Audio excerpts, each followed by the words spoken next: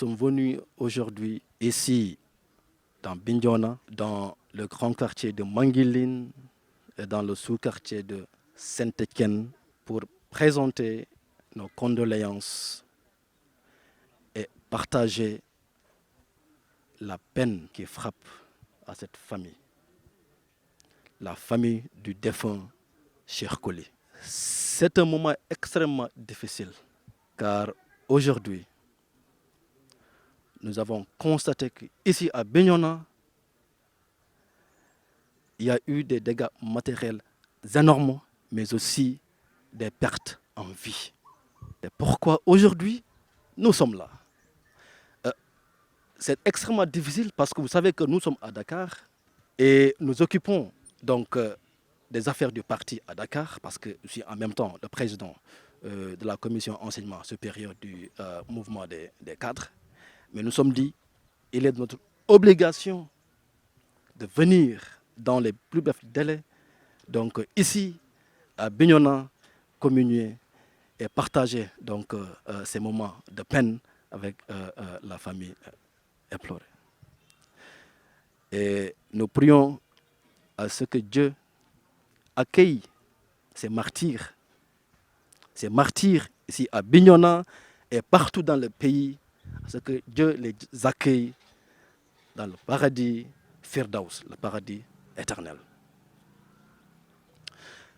En plus de ces mots de compassion, nous sommes affairés à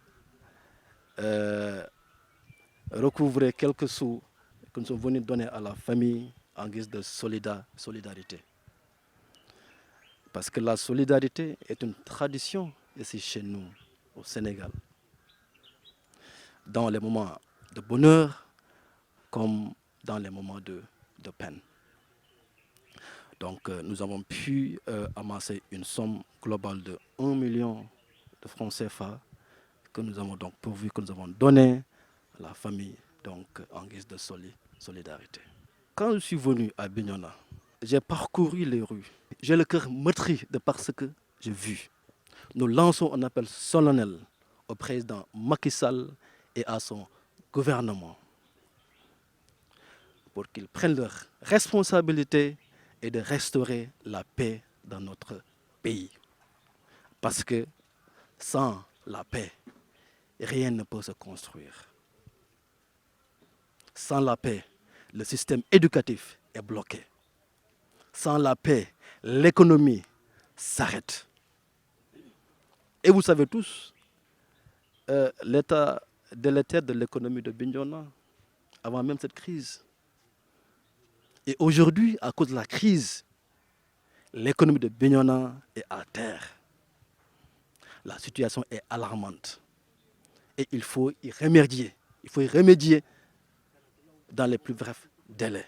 Donc, nous lançons cet appel-là au président de la République de restaurer la paix. Toutefois, cette paix ne peut être restaurée que par une condition. La libération immédiate du président Ousmane Sonko, l'espoir de toute une jeunesse, l'espoir de toute une nation. Mais aussi la libération des cadres, des responsables du parti, ainsi que des responsables des mouvements de la société civile. Je fais un clin d'œil à notre frère Abbas Fall, à qui nous partageons le mouvement des cadres et même la commission enseignement supérieur que j'ai l'honneur de diriger. Mais aussi Biram Souley Diop.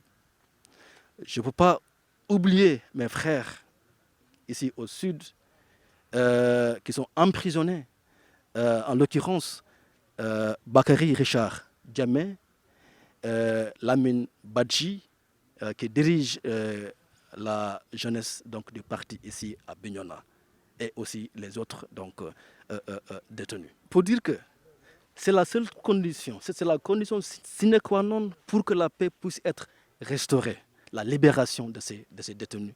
On a entendu par les médias que le président a initié une médiation pour que Sonko signe un protocole. Un protocole qui l'empêcherait de se présenter en 2024 comme candidat. Nous disons que le président ne va pas signer ce protocole-là. C'est un citoyen sénégalais et comme tout citoyen sénégalais, il a le droit de se présenter à une quelconque élection présidentielle. Il incarne l'espoir d'une jeunesse, l'espoir d'une nation et je pense que ce protocole-là est invalide et Inch'Allah, le président Ousmane Sonko ne va pas signer ce protocole-là.